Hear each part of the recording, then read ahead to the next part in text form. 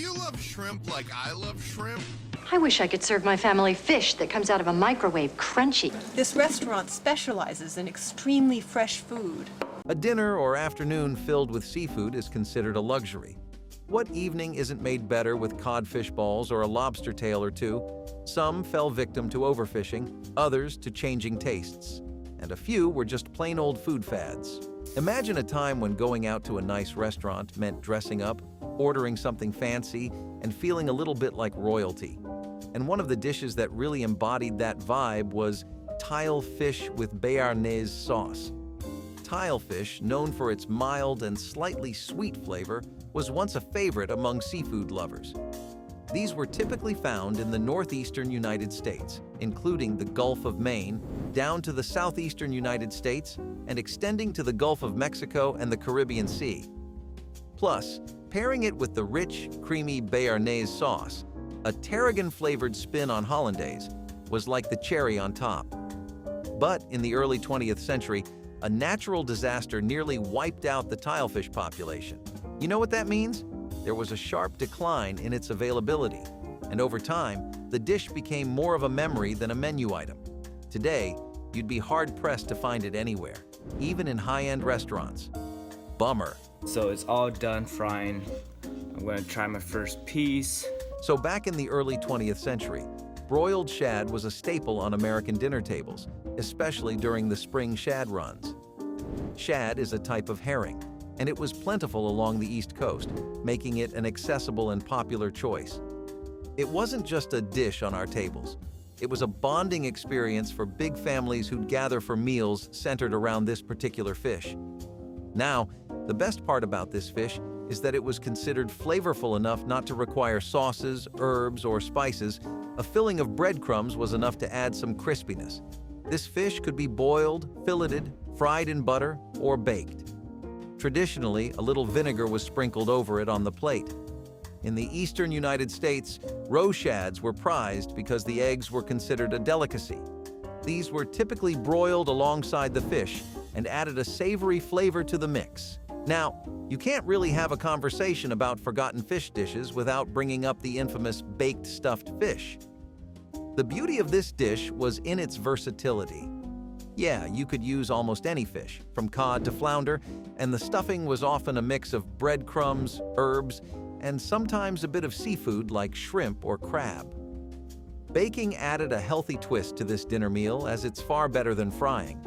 Yeah, baking is a healthier alternative to frying, as it uses less oil and fat, and stuffing and baking fish help retain moisture and flavor while keeping the dish light and nutritious. So, this was a labor-intensive meal, and as Grandma's cooking started becoming less common, we started seeing it less and less on dinner tables until it finally disappeared.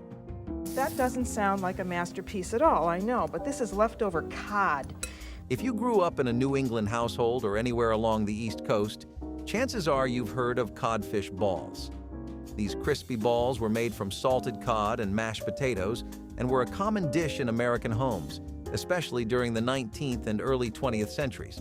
Not only in homes, but it was the go-to snack at the beach and the one thing you could get at seafood shacks without spending any big bucks. They were often served with a simple white sauce or even ketchup, which made them a hit amongst both kids and adults. Plus, it was an ingenious way to use up preserved fish and stretch ingredients during lean times.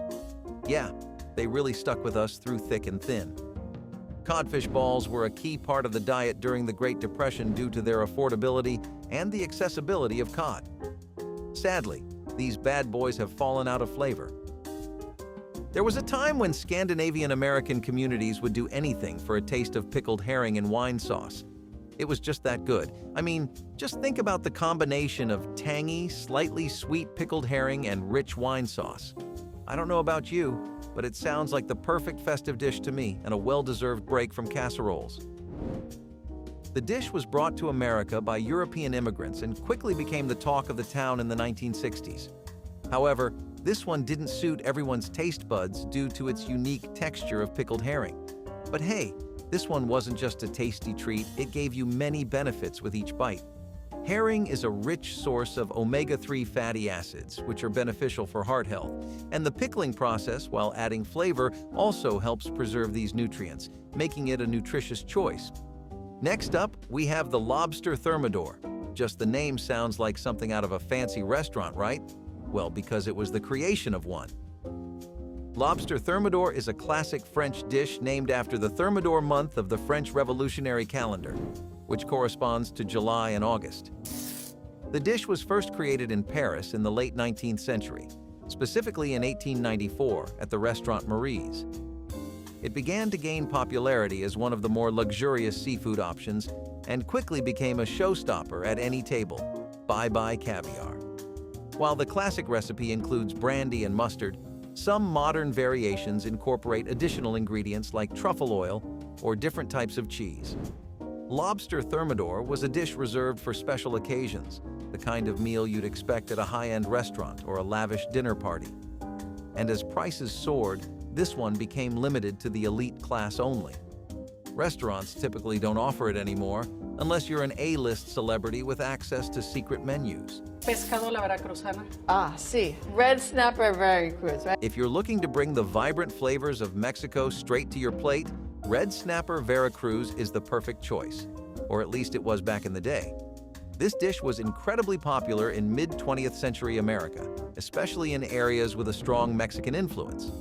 The best part? It looked just as good as it tasted. This dish was so famous across North America that it was often called the signature dish of the state of Veracruz. While red snapper is the traditional choice, the Veracruz-style sauce was also used with other types of fish or seafood, such as tilapia or shrimp, in some famous variations of the dish. This one has completely disappeared from menus in America, but if you'd still like a taste, a ticket to Mexico sounds like a plan. Ever wondered what kind of dish you'd see at a Michelin star restaurant in the 1950s and 1960s? The only right answer is halibut steaks with hollandaise. Hollandaise sauce is one of the 5 mother sauces in French cuisine, originating from the 17th century. It's made from the classic ingredients, egg yolks, butter, and lemon juice. This dish also came with many health benefits in each spoonful. Halibut is a lean fish that provides high-quality protein and essential nutrients like omega-3 fatty acids, vitamin D, and B vitamins. Now, the big question comes to mind: why did it fall off the tables? Well, you can say it was healthy, but just not healthy enough. There were concerns about the dietary cholesterol and fat intake in dishes with rich sauces like hollandaise, and people decided to steer clear of them for a while. The sad part is that we never found our way back to this delicious dinner. If you grew up in the Midwest, you might remember smelt fries as a popular snack or appetizer, especially in the spring when smelt was in season. But just in case you're new to this dish, smelt are small, oily fish that were once abundant in the Great Lakes, and frying them up was a simple and delicious way to enjoy them. In some states like Michigan, smelt fries were more than just a dish. They were part of local traditions and festivals. You could find them at food trucks and even concerts. They were the perfect finger food, crispy, salty, and satisfying. Unfortunately, they were replaced by other food choices that entered the market, such as salmon and codfish. I wish we had enough space on our plates for all of them. A classic Scottish meal that will bring the coasts of Scotland right to your kitchen. So finnan haddie, or smoked haddock poached in milk in simpler words, was once a breakfast staple in New England. It's not an exaggeration to compare this to our favorite waffles because it was equally, if not more, popular. This dish has its roots in Scotland, where it was traditionally prepared by smoking haddock over peat fires, giving it a distinct, slightly sweet flavor. Finnan haddie was a popular staple for Scottish sailors and fishermen due to its long shelf life. The smoking process helped preserve the fish, making it an essential food for long voyages and hard times.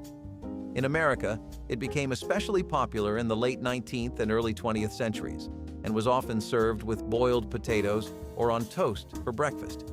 The poaching in milk gave the fish a creamy texture, which made it stand out from the other seafood dishes in the market. Well, there's no replacing everyone's beloved sunny side up nowadays, so this delicacy is nowhere to be found, unless maybe you visit Scotland.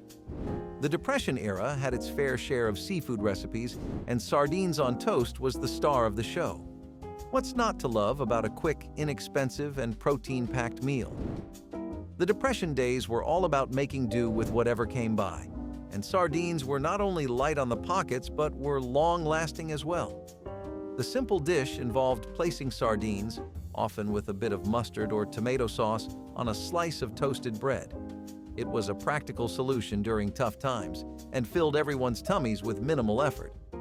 Thankfully, the Depression era is way before us, and sardines aren't our first choice for a go-to snack anymore, thanks to all the delicious options in the food aisle. Who wants sardines on toast when you could have a classic peanut butter and jelly sandwich? If there's one thing we've learned so far, it's that no one did seafood dishes quite like the French. The sole Véronique is the perfect example. Yeah, sole Véronique was a classic French dish that captured the essence of mid-20th century American fine dining. It was named after French opera singer Véronique, which gave it a whole new level of sophistication. The dish is known for its rich and creamy sauce, but a touch of lemon juice is what makes or breaks this delicacy. Oh, and if you want it as authentic as possible, don't forget the addition of grapes. These grapes were often poached or sautéed and added to the sauce to give it a subtle sweetness. Now, this dish isn't easy to come by anymore, but you'll definitely find some good recipes if you dust off your grandma's cookbooks. And it's very tasty. Mention gefilte fish in front of your grandparents because this one will definitely ring a bell. Its name comes from the Yiddish word gefilte, meaning stuffed, reflecting its origins where fish was traditionally stuffed with a mixture of ground fish and other ingredients. So, what even is this dish, you may ask? Well, it's basically made from a blend of ground fish such as carp, pike, and whitefish, mixed with ingredients like onions, eggs, and matzo meal. This one was traditionally served as a chilled appetizer by Ashkenazi Jewish households and was popular on Shabbat and Jewish holidays such as Passover. Gefilte fish has a long history in Eastern European Jewish communities, where it was a way to stretch fish further and create a flavorful dish for festive occasions. However, this delicacy wasn't limited to Jewish communities. It was also popular with German Catholics during Lent, when it was forbidden to eat meat. If you take a stroll down any of the beaches on the East Coast, you'll still hear whispers about the baked bluefish. Think of some good old-fashioned baked bluefish with breadcrumb stuffing. Of course, people loved it. Now, bluefish's high fat content gives it a unique taste and makes it the star of the show, but it's the same fat content that made people raise eyebrows about this fan-favorite delicacy. Don't get me wrong, bluefish is a good source of protein, omega-3 fatty acids, and essential vitamins like vitamin B12. But you gotta keep that fat content in check, right? The dish is often served with classic side dishes such as roasted vegetables, potatoes, or rice to make them a little healthier. But you know it didn't do much, and it ended up disappearing from our dinner tables. Here's another Jewish and Scandinavian favorite, herring and sour cream. Herring and sour cream was a staple in Scandinavian cuisine, especially in countries like Sweden, Denmark, and Norway. It was a common feature on smorgasbords, which is another name for Scandinavian buffets. The herring used in this dish is typically pickled before being mixed with the sour cream sauce, which makes it even better. It was traditionally served as a cold appetizer or side dish, but could also be used in other recipes, such as sandwiches or as a topping for baked potatoes, making it the best of both worlds. What more can you possibly ask for from a fish? But you have to believe me, as you're eating these, you're not even going to feel those. A product of 1950s convenience cooking was our beloved salmon loaf. Hear me out. Salmon is one of the most common seafood choices nowadays, and that's because of all the different ways you can cook it. But let's be honest, nothing beats a good old salmon loaf. It was a budget-friendly dish made with canned salmon, breadcrumbs, eggs, and seasonings. It was a practical and economical choice for families looking to stretch their food budget during post-war times. Salmon loaf became all the rage in American cuisine during the mid-20th century, particularly in the 1950s and 1960s. It was a common feature in household cookbooks and church cookbooks from that era. Plus, salmon loaf is a good source of protein and omega-3 fatty acids thanks to the salmon. This made it a nutritious option that contributed to a balanced diet. When money was extremely tight during the mid-20th century, mackerel patties were what people ate to get by and satisfy their taste buds. Canned mackerel was an affordable and nutritious option. The patties were made by mixing canned mackerel with breadcrumbs, eggs, and spices, all of which were basic ingredients you could easily find at home. Mackerel patties were enjoyed in different culinary traditions across the globe. They can be found in recipes from various countries, including Scandinavian, British, and Asian cuisines, each with its own unique twist on the dish. And you know when you pray for a meal to have leftovers as potlucks? These bad boys were that kind of snack. Leftovers could be used in sandwiches, served with a salad, or even crumbled over pasta. The options were endless. So, baked haddock with cheese sauce was the go-to choice for those looking to impress at family gatherings. In the 1960s, adding cheese sauce became a popular way of switching up classic dishes, and baked haddock was a product of this trend. Now, the idea of pairing cheese with fish isn't as unusual as it sounds. In fact, it was finger-licking delicious and had everyone in a chokehold for a decade. During the rise of frozen foods, baked haddock with cheese sauce was even featured in frozen meal options, making it an easy-to-prepare dish for busy people.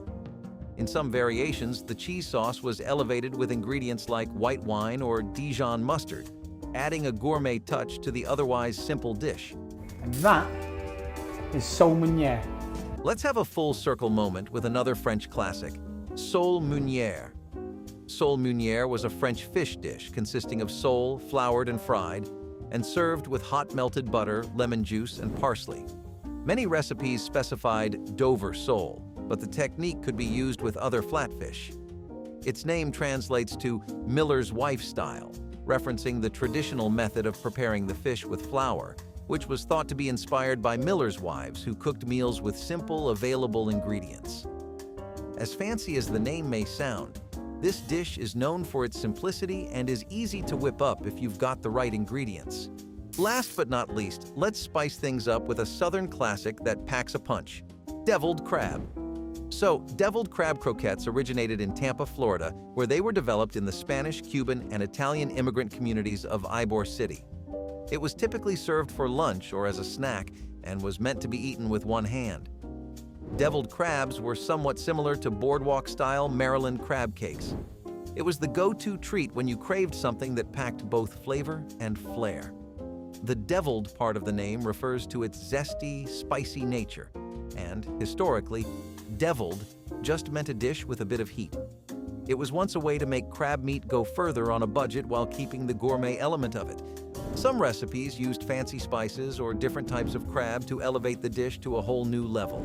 So, did any of these forgotten fish dishes stir up delicious memories? If so, give us a thumbs up, subscribe, and let's keep those memories alive.